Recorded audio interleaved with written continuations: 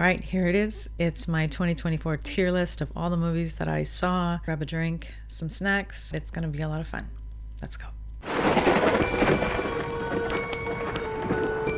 Hi everyone, I'm Star from the Horror Cat Super Show. It's the end of the year. Oh my god, it has gone by so fast. I spent a lot of time this year watching horror films, so I wanted to put a tier list together of all of the films that I saw. So I think there's about 60 films on here, but I'm just going to go through them really quickly. I'm not going to give you any spoilers in case you haven't seen them and you want to check them out. I'm just going to let you know, in my opinion, what I thought of them and whether they're worth watching or not. But I just wanted to talk horror and show you a couple of films that maybe you haven't seen. So let's take a look at my list here. So I've got best of 24, enjoyable, which basically means, you know, I had a good time at the theater or wherever I saw it. Just okay is just okay. And I'm going to put disappointments in here as well, because I was disappointed by some of these films and I do want to put them in here. Had potential, but poor execution. There were quite a bit of those this time, so I'm going to put that in there. Ugh, why? And that's self-explanatory. And plain old take a nap instead. So let's get started. So the first one is going to be Night Swim. And I'm going to put this one straight in the had potential but poor execution. I thought this one had an interesting premise. It just fell flat towards the end, kind of predictable. I've seen worse. It wasn't that bad, but it's not something I'm probably ever going to watch again. Next up is Lisa Frankenstein. I really enjoyed this. I loved the 80s vibe that it had going on. I was engaged pretty much the whole time. I thought it was cute. I'm not really into rom-coms, which I feel like this kind of falls into that category. But it was interesting enough that I liked the whole thing. And I was kind of surprised because I'm not really like a chick's flick kind of movie, but it was cute. And I did enjoy it, so we're gonna put that in enjoyable. Imaginary.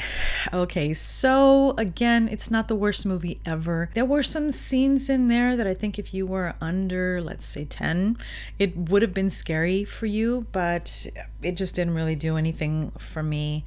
And I was kind of bummed out because I was looking forward to this one. So this one also too, I'm going to put in had potential but poor execution, because I just kind of feel like it never really landed with me. All right, next is The Devil's Bath. Wow, it's like a period piece, but it's also based on historical facts. And so I think this one left an impression for more than one reason. And I think I'm going to put this one in the best of 2024, because I really do think that it was solid. The visuals were interesting. The story, it was bleak. You feel bad for her. You're rooting for her at the same time, but you feel really bad for her. Next is Late Night with the Devil. This was another one that I enjoyed. Best of the year, I'm not sure I would give it best of the year, but I did really like it, aside from the AI scandal, which I really didn't think was a big deal. David Dastmalchian was really good in this. He's just got a great personality, and I think he was a perfect person for this. And I kind of like that 70s vibe that it had going for it, the old talk shows and stuff. So I liked it, even though I'm not really much on exorcism movies. I did enjoy this, so I'm going to put that in the enjoyable. Immaculate. So I saw this one before I saw the First Omen, and I don't know, this one for me was just okay.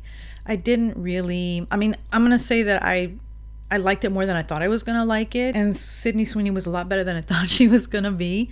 But it was, you know, was nothing to write home about. And it was just okay. Infested. Okay, so I hate creepy crawlies. I hate bugs. And I hate spiders especially. So this one was kind of, I mean, for me it served the purpose. It was creepy. It made me jump a couple of times that I was like, ah. Now there was another film that came out which was Sting, and I think that one just had one, because I didn't get a chance to see that one, but that one had just one spider. And I think that if it was one spider that was really big, it would have been a lot more enjoyable than a shit ton of like small spiders, which just kind of freaked me out. I did enjoy it. Thought it was pretty good. So I'm gonna put that in enjoyable. Handling the Dead. So this one's also a foreign film. This one is a slow burn.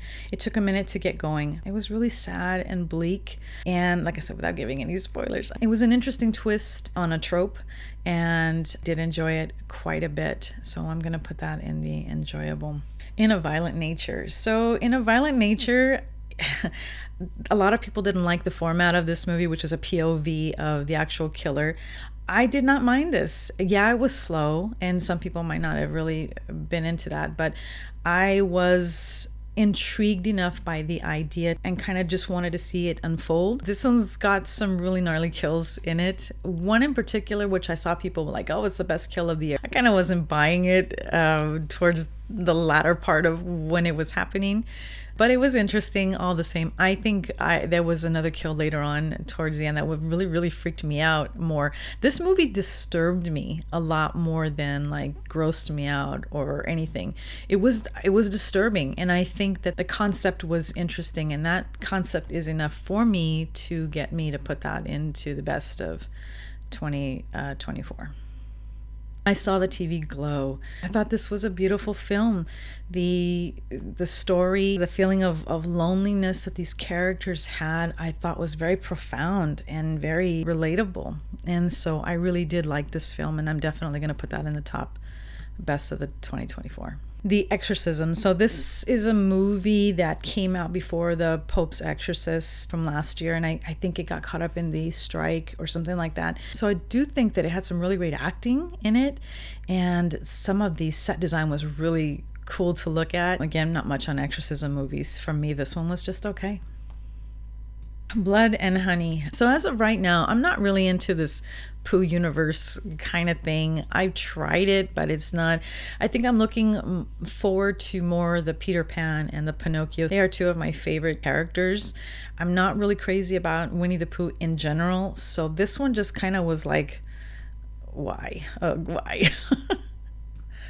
But to be on the positive side, this one did have a lot of gore. So if you're into gore, this is just kind of like a no-brainer. Put it on and have a good time.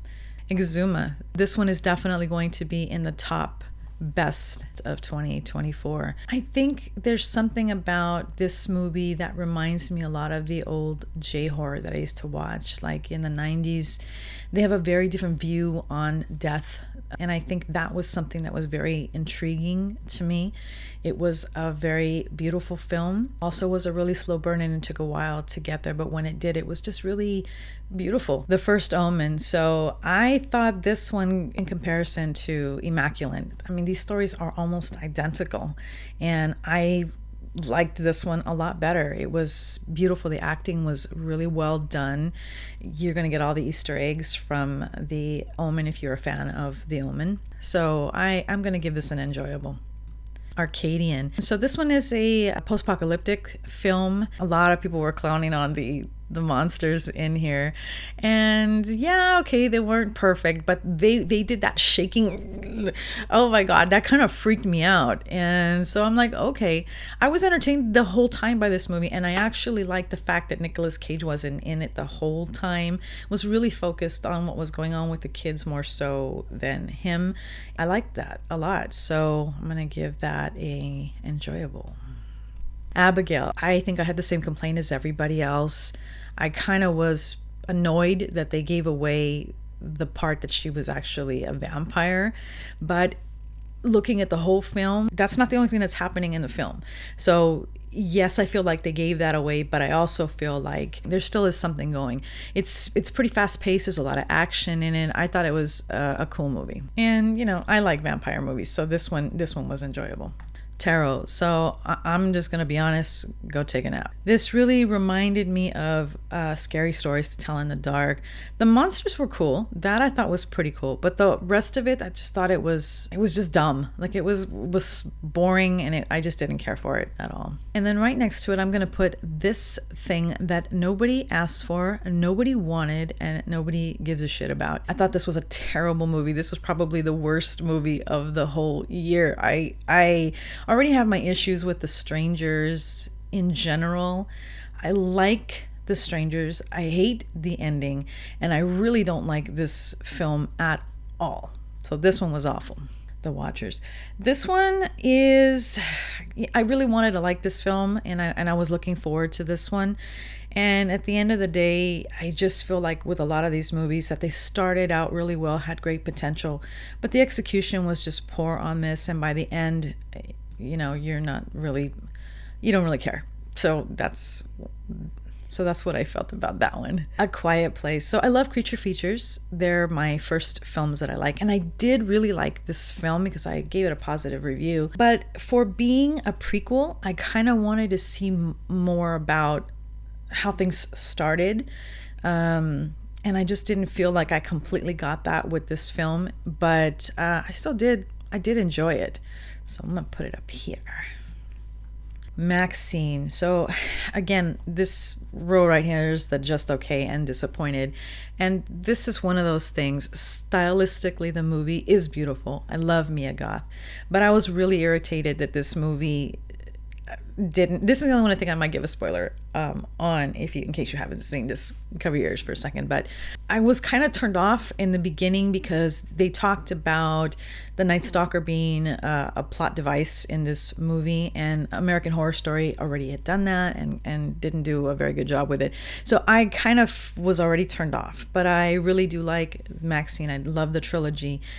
And I was hoping that what was going to happen is that she was going to wind up being like a patron saint of all the girls that were coming to LA and kind of getting screwed over. That she would take on that mantle of being like not a vigilante, but more like an anti-hero who protects the girls of the town. And it didn't turn out that way. And so then I was just kind of like, yeah. So same thing, I'm going to give this had potential but poor execution. Longlegs. So this is the one I think that got all of the hype this year and got everybody super pissed off. This was one that really got a lot of comments in my review, and people were kind of feeling the same way. They did such a good job at keeping Nick Cage hidden from everybody so you couldn't tell what Longlegs looked like, and that was a part of the intrigue. I think if they had not put the scariest movie ever made or scariest movie of all time, I think this movie probably would have done way better. I think they just put the bar up way too high and killed the expectation. I think they did it themselves. I think this really had a potential to be a great movie, and it just, for me, it wasn't. Biggest thing about this one is the cinematography. The cinematography is beautiful, but the characters were, I never cared about the characters in this film at all. And I could not stop seeing Nicolas Cage. He just looked like John Travolta in Hairspray, and I have not been able to unsee that since. So I'm actually going to put this one as just okay, but I was pretty disappointed in this one. Right after that, then we get Oddity, and I was leery after that because I was like, okay, well, I just saw Longlegs and was pretty disappointed. And I think it came out like a couple of weeks right after. Oddity actually was awesome. This one's going to be one of the best of 2024. I thought it was fantastic. It has the best jump scares of the entire year, and it's because they just did it right. It completely did its job. It was tense, it was suspenseful, it was creepy. What the heck was going on with that doll? Like, there was some really good moments in here where I jumped up from my seat. It gave me exactly what I was trying to get from this movie, and I loved it. So if you haven't seen that one, definitely check that one out as soon as you can. The Beast Within. So this one I am going to put under had potential but poor execution.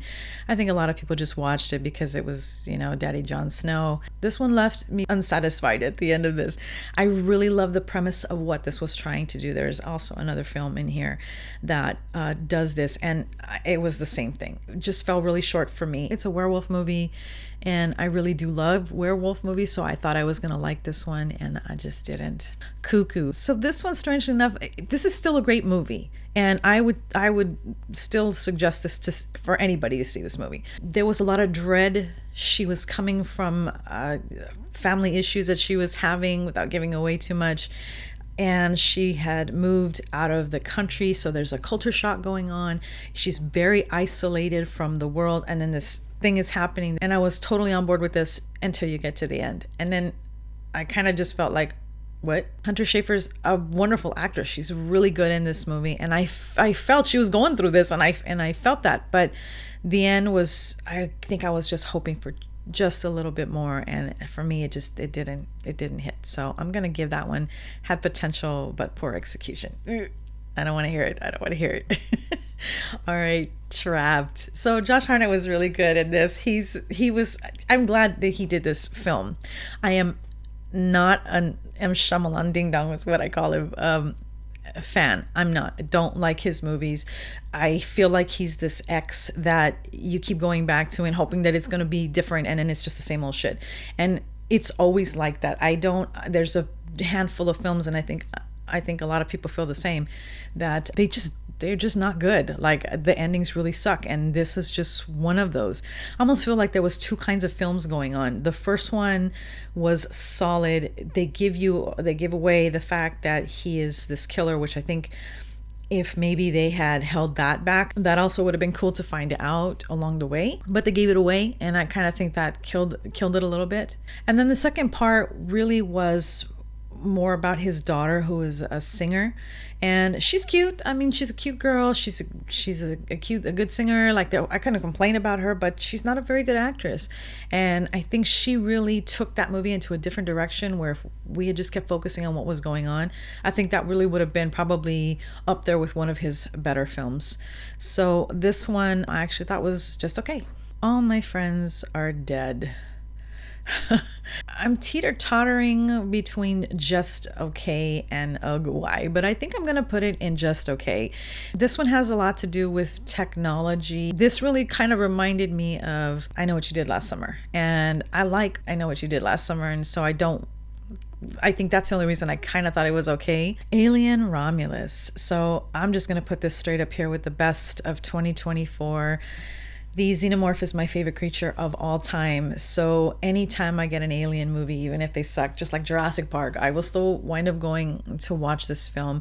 But I really did like that this is how they're trying to like restart the franchise. And by putting it where they put it in the series of the film, I thought was a smart way to kind of test the water to see what they could do. I love the fact that we finally got to see the city. We finally got to see the community that lives there, and the fact that they used the characters the way they did. I thought this was great. You get a birth of a xenomorph, which was cool, and you get a lot more face huggers in this. So it's upping the ante without ruining the movie. And I think, yes, there was some fan service in there. It didn't bother me. I know a lot of people that didn't like that they had the character they had in there. I enjoyed it. I thought it was a clever way to restart the franchise, and I'm looking forward to seeing more of those, even if it's that story or something different. So definitely that's going to be one of my top movies of 2024. So Stream is the other movie that's going to go along with All My Friends Are Dead in the just okay. Now, this movie's got a lot of gore. It's got some cameos of some horror legends. Dee Wallace. It has Jeffrey Combs and Tim Curry in it. But yes, it's very related to technology, things like that. Don't want to ruin it for you. But this one, I think, especially if you watch these two together, I think it's enjoyable just because there's all kinds of nonsense going on, and it's fun. So I thought it was okay. Blink Twice. Now, I missed this one when this came out, and I caught it later, and I was surprised that I really enjoyed this movie. The ending, not so much. I was thinking they could have done something different, but I really did like this movie quite a bit, and I'll probably wind up watching it again at some point. And I very much enjoyed that, no spoilers, that they chose to show what happens in these flashbacks that I think worked very well. They weren't over exploiting what was happening, and they showed just enough where, I mean, you're discovering it at the same time the character's discovering it, and I think that really works. This was Zoe Kravitz's first film. I hope she writes more, but I really do think that she had a lot of inside information, and that's what makes this film work, is that, you know, a lot of it is probably 100% true. So I did enjoy that, and I would recommend that. All right, The Crow. Again, I'm gonna put why? We didn't need this movie. We didn't need this movie. I only have one Eric Draven in my life, and that is Brandon Lee. And that's going to be the only one for me. That film was more than just a film. I think it was a moment in time. It was iconic. Because of that, I think that's why a lot of people were pissed off about that as well. You know, there's some good action in this. I didn't really believe the relationship between the two of them, like, oh, I'm gonna go to hell for you and I just met you. Like, I didn't really buy into that, but there was something wrong with them. Like I said, the action scenes are pretty good, but if you take out the crow, the lore, and the whole thing that connects that, and they made something else with the two of them in it, I think it actually would have worked. But not for me. Strange Darling, this one is going to go in the best of 2024 because it was stellar. Like, this movie was so good. I love that they did it in chapters and they were moving all around. So, okay, no spoilers, but if you haven't seen this one, definitely check this one out. All right, This Thing. So this is Afraid, and I'm going to put this one in. It had potential, but poor execution. I think the premise was really interesting. I mean, this is where we're at in society right now, and I think there were a lot of scary things in there that when you really start looking at it, you're like, oh, shit, like we're in a lot of trouble. But there was just a lot of dumb things in this, like just a lot of dumb stuff. And I didn't care for the ending at all. So I think if they redo this movie and they fill in all those gaps, it actually would have been something much more interesting. Beetlejuice. Why? Why? This is another movie. Like, I feel, again, also too, this was one of those things that, Winona Ryder was a moment in time in that culture. Like, she still is that girl, right? She still is Lydia Deetz. We all still are strange and unusual ourselves, right? And I think that they did her dirty in this movie, and she looked busted, she looked old. This was the studio's attempt at trying to figure out if Jenna Ortega could revitalize or continue that story of Beetlejuice, and it just didn't work. I mean, I love seeing Michael Keaton, I love seeing all of the characters, Monica Bellucci. Why was she in there? I'm not really, I mean, I know why she was in there because she's Tim Burton's girlfriend, but there was no reason for this movie at all. Red Rooms. This is definitely going to be the best of 2024. If you're not familiar with the Red Room, it is a place on the dark web where you can pay to view things, violent things, crazy things, very disturbing things. And this movie is really about that and about obsession with serial killers. It's a fantastic movie. This one does, however, take a minute to get started, but once it does, and especially the end, oh my God. So this one's a really, really good movie. If you haven't taken a look at this, you should take a look at this one. Speak No Evil. So I only started the original and then I stopped watching it. So I know that the ending is different on this one, but this is one of these movies that this one pissed me off watching it. I was so frustrated watching this movie. I felt like these characters were so beta, like, oh my God. Like, if these things were happening to you, you would be fighting. And these people are just like, let it happen to me. This one was really just super annoying. I really did like James McAvoy in here. He was a great, like, crazy guy in this. But I just, other than the suspense that it was giving me, I was feeling uncomfortable. It was unnerving, but then there was a part of me that was just pissed off that these things were happening to these people and nobody was bothering to do anything about it. So it was just okay for me. The Substance. So I think this one is gonna be one of those that's on everybody's list of the best of 2024. I thought this was fantastic body horror. I saw this a couple of times after it came out. It was very 1980s society for me, and I really did like it. And kudos to Demi Moore for doing this film, because at some point it's got to be paralleling her own life, and the fact that she comes out nude in this film, it was such a vulnerable place for her to have been in, and I think she pulled it off incredibly well.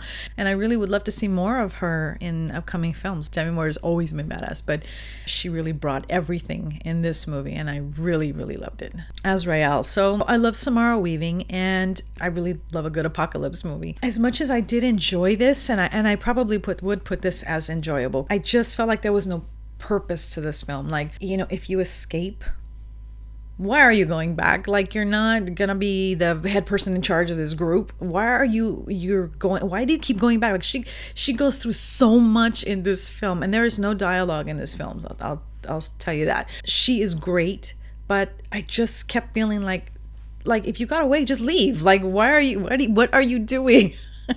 And so I think that was kind of what turned me off about it. But I did really enjoy this film. I'm gonna put the Joker in here because there is some killing in here. So it's still kind of like, you probably wouldn't take a kid to see this movie. So that's considered, I think, a horror film. I'm definitely gonna put this right here. And even though I gave this a pretty good review, I think most people were pissed off that they bought into the idea of what the unreliable narrator was unreliable about. This film will never take the place of the original Joker, which is always 10 out of 10 for me. I was kind of looking forward to something different, but I really think that they just really should have stopped. So we could like toggle it like right here. Why? But I would just take a nap and avoid this one altogether. Little Bites. So this one was quite interesting. This is actually co-produced by Cher, of all people. Chaz Bono is in this as well. And he also is an executive producer on this one. This one I really enjoyed. Now, this one is going to be very similar to, I'm going to put this right, I'm going to put this right here. But I want to say that this one is worth watching just because I feel like some of the things in there were poorly executed. I still think this is a really, really good movie. And nothing in here, except for maybe this one. I think I'm going to move this because I think I'm going to move this to take a nap over here. Because I still think all of these movies are still worth a watch, even if they're not all, 100% perfect. This one I think is a really great movie. The creature was spooky. The premise was really spooky, and what it was an allegory for was spot on. I did a review on this one and I haven't posted it yet, but I really did like this movie out of all of them. I actually this gets tough because I actually think this one was enjoyable for me, but it's gonna border on the had poor execution, because there was some parts where I feel like it fell flat, but for the most part I was digging the story. I was digging what was going on. So it's What's Inside. And I'm going to put this one in the best of 2024. It's an awesome movie. It's on Netflix right now, so you can watch it. I don't want to say anything other than that. But this one, and also I saw the TV Glow. The cinematography on both of those were really fantastic. It was interesting. And I mean, this one I feel is closer to like Bodies. And I even saw somebody on Letterboxd say like, oh, too bad that title was taken, because I definitely think that title fits this movie a lot better. But definitely give it a watch. I don't think you'd be disappointed at all. So I'm gonna put this right in the enjoyable. This one's like UFOs and aliens, and I love that kind of thing. And so this one for me was right up my alley. Now, I've talked about before that found footage really makes me sick. I can't watch it without getting a super bad headache. But this one was kind of a hybrid, because it had sections where it was just, POV of chasing everybody around. And then they had moments where it was like a documentary. So they had moments where they were actually, they had still shots and things like that. If you like VHS, I would definitely watch that one as well. Mr. Crockett. So I'm going to put Mr. Crockett in had potential, but poor execution. So Mr. Crockett is on Hulu, and it's originally the Bite-Size Halloween. They have a short in there, which this is based from. So the only problem with this, I really like this film, but I think the only problem with this one is I feel like they should have given it a series. They probably should have done like a 6-episode series, because there was so much backstory. I think they could have really made this more emotionally impactful than just putting it in a 2-hour movie where they had to condense everything, and they don't tell you the stories about like the kids, and because these kids appear and you don't know where these kids come from. But I am one of those people that I really love a story about like a children's TV show, like the Candle Cove of Channel Zero, the old sci-fi series. I like stuff that has like that old analog feel to it, which is also why I think I really did I saw the TV Glow, because it's something similar to that. And so I was really interested in the premise of that. I wish I could see more movies like that. So if you guys know more movies like that, let me know in the comments down below. So again, remember, the stuff that's in here is not bad. It was just not done, I think, to its full potential. Definitely watch Mr. Crockett, because I really did enjoy that one. Caddo Lake. So Caddo Lake I'm going to put right here in the best of 2024. This one is more of a thriller than it is a horror. This one is just one that it's best to go in that you don't know anything, because I think when you find out what's going on, you're going to be like, whoa, that's kind of cool. Excellent movie. Excellent. So definitely check that one out. The Terrifier. Okay, I love Art, guys. He's one of my faves right now. I'm going to put this one in the best of 2024. And that really is because, you know, this is still considered an indie film, and it became probably one of the biggest horror grossing movies of the year. And I'm really glad that it did. I'm a big fan of the movie Pieces from the 80s, and this movie is as close as I can get to getting back to my childhood. I still love Terrifier 2 better than this one, but anything that's horror and it's, you know, reminds me of Silent Night, Deadly Night, and all of those lovely extreme horror, because this really is more of an extreme horror. But I think a lot of people have come to the theater and had no idea what this was, and maybe this is going to turn them into fans of horror just watching this film. So I love this one. I thought it was great. The next one is Mads, and I'm going to put this one at the front of the best of 2024. I think for me, this might wind up being the best movie I saw all year. It was phenomenal. The acting, these people were so good. They did this in one cut, so it was basically over 5 days of shooting. That's what the director said, but they used one shot, so it was one take for each day that they did it, and you're following these characters along. So there's a little bit of, I don't want to say found footage, not found footage, really it's POV, so there's a lot of that going on in there. But oh my god, these characters were so good. I loved the ending. I loved the whole film. It was beautiful. It was just a fantastic, fantastic movie. So if I would suggest any movie to watch from the whole of 2024, Mads would be the first one I think I would recommend. Okay, Smile 2. Smile is one of those other now franchise. It's really an allegory, I think, about trauma. And I love the first one. I thought it was just wonderful.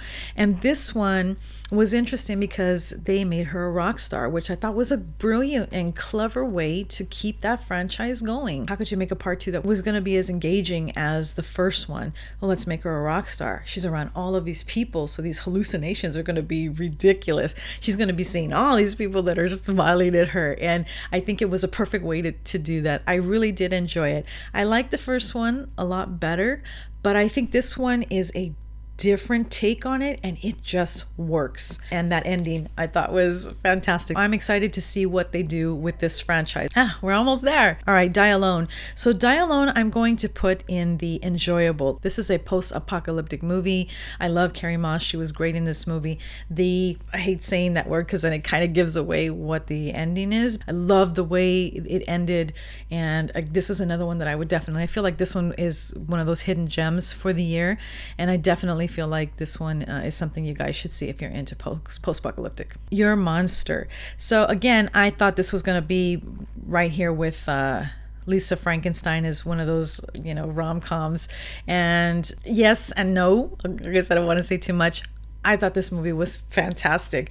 I didn't think I was going to like this at all. Melissa Barrera killed this movie. It was so original. I loved her acting in this. She was so vulnerable but strong, and I was so not expecting to enjoy this film, and I put this off for a while because I thought, I don't think I'm gonna like this movie, and I'm surprised I really wound up enjoying it. And I think the producers of Scream are probably really kicking themselves right about now, because I think with this she's kind of just leveled up in a way where now she's going to be able to do all of these. I loved her in Abigail, but this movie, this was something really special, and I think we're going to be seeing a heck of a lot more of her in the future. Last one, Heretic. This one for me was just okay. I thought it was just okay. I liked Hugh Grant. I thought he was a creepy guy, but other than that, I wasn't really interested in the premise. I think the first half of it was interesting, what happens to these girls when they come in contact with him, but then after that it just kind of seemed to drag, and then the ending, he had some stuff going on, and it just wasn't doing it for me. So it was okay. This is my list, guys. I hope you've enjoyed it. I hope you have a great rest of the year. I hope things worked out for you, and if they didn't, you have plenty of time to start all over again. Thanks for letting me share my love of horror with you, and until we meet again, shiver, scream, repeat. Happy New Year. Tell everyone you know to come on down to the Horror Cat Super Show.